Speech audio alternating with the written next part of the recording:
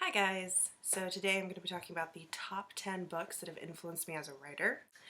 These books, again, these aren't my top 10 favorite books, though the list is very similar to my top 10 favorite books. It's the top 10 books that influenced me as a writer. They have influenced my style, my voice, for better or worse. Let's get started. It's probably my most reread book, and it shouldn't be any surprise to anyone. That is Pride and Prejudice by Jane Austen. I like this book for a number of reasons. It has really complex characters. I think media and culturally we've distilled Elizabeth and Darcy down to prideful and prejudicial, and there's so much more to them than that.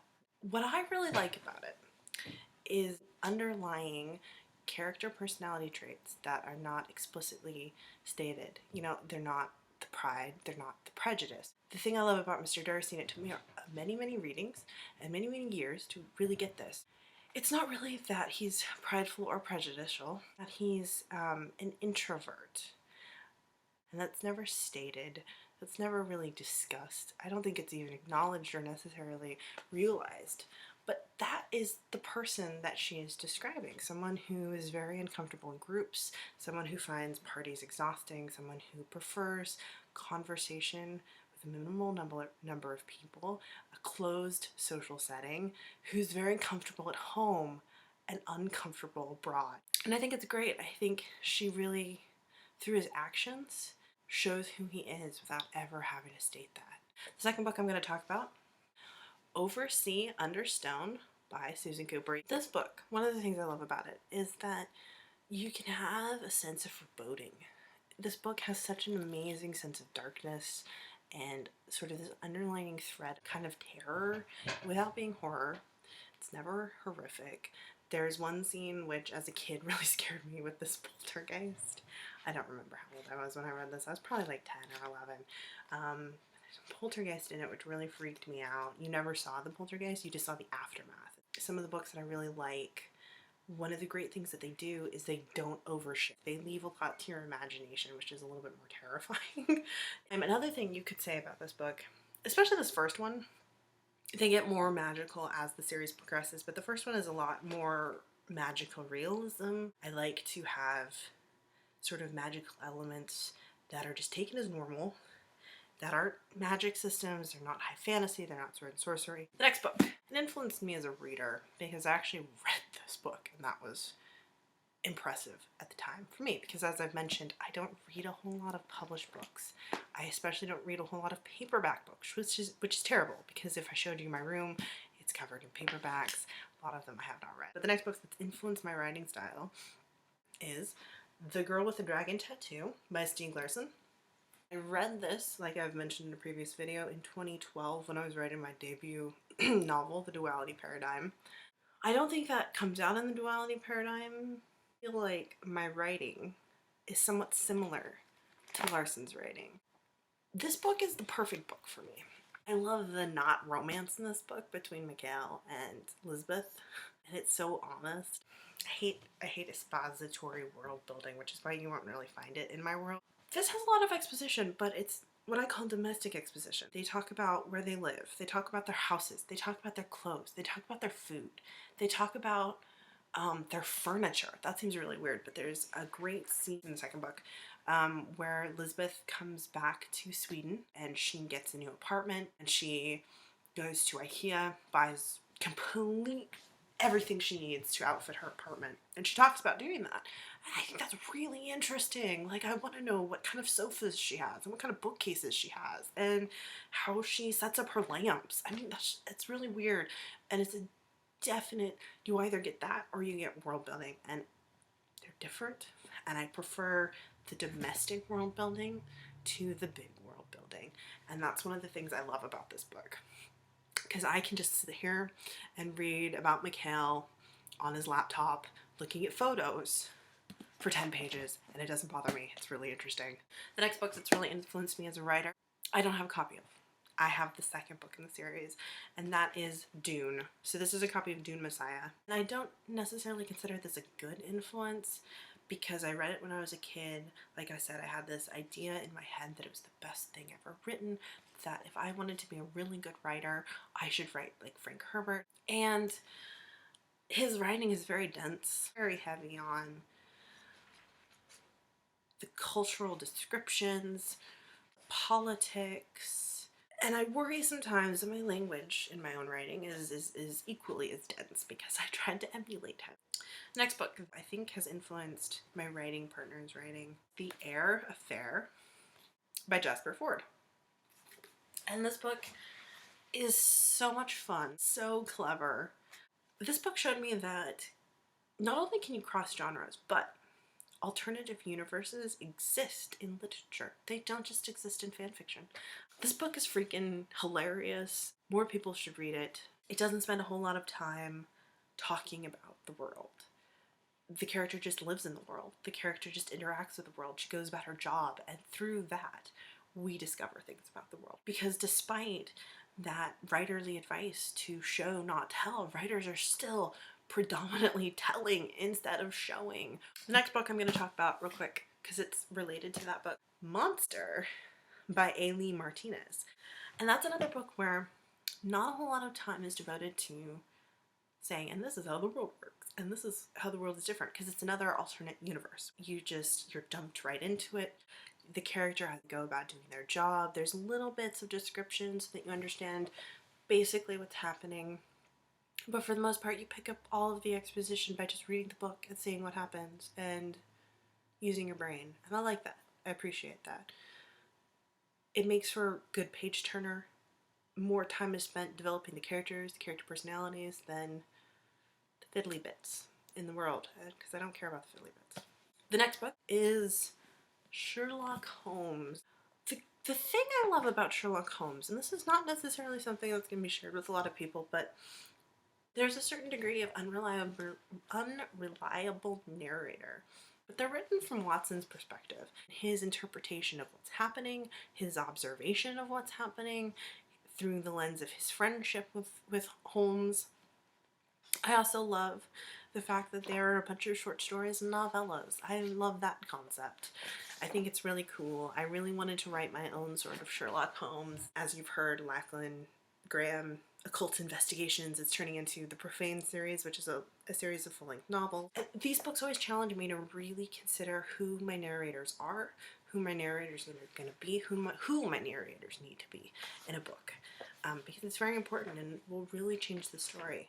Why is this on the list? Oh, I remember. Next book on my list, and it's from the Chronicles of Narnia, which I've mentioned is one of my favorite books as a child.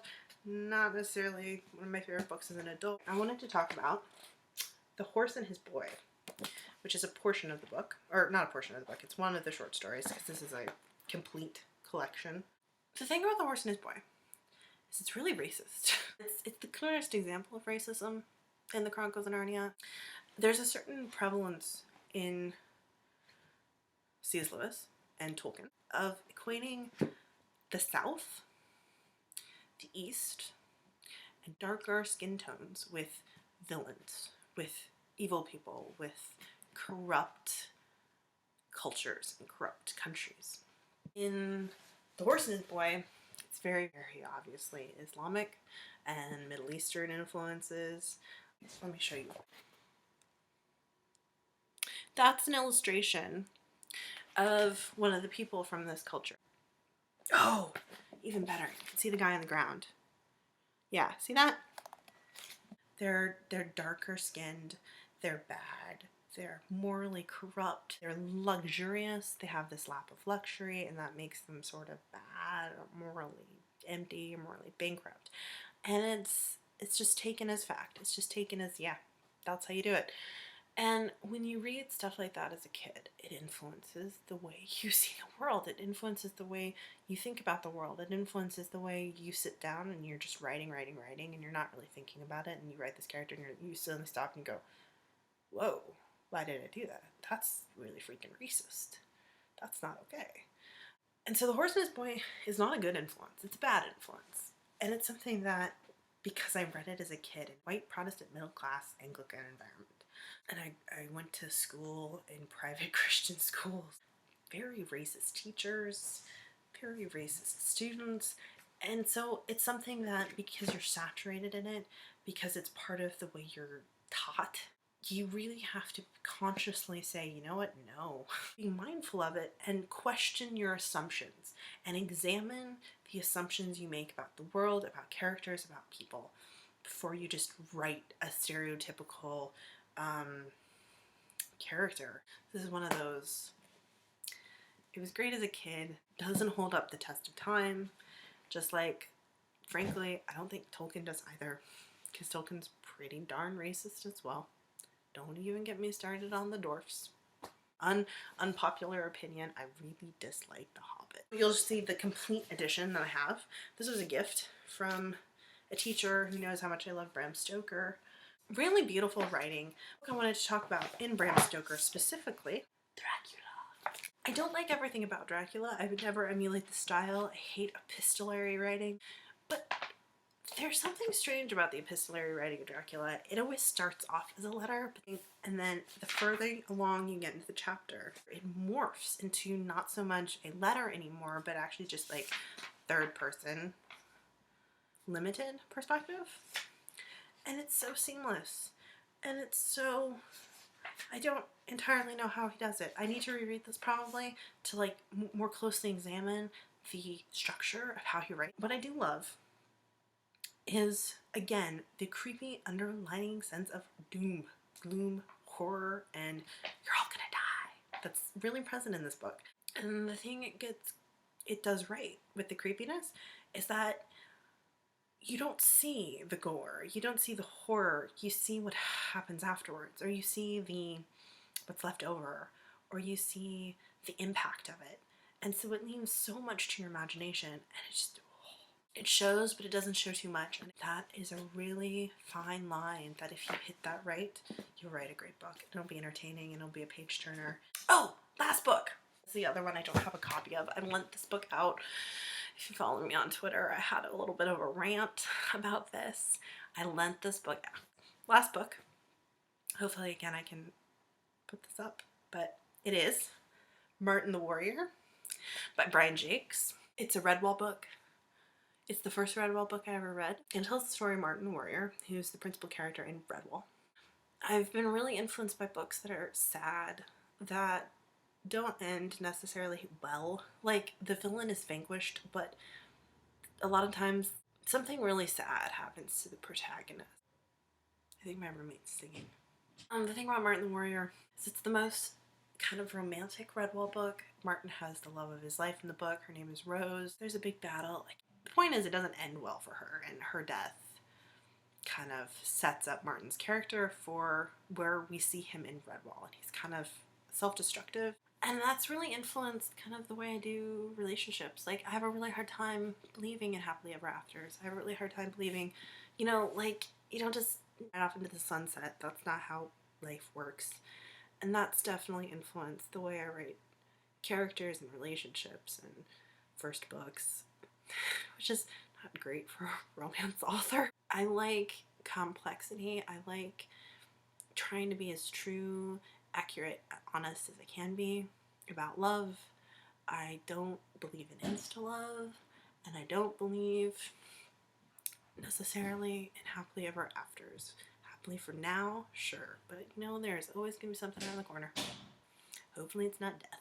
Those are the 10 books that have most influenced me as a writer, as a reader, as a person.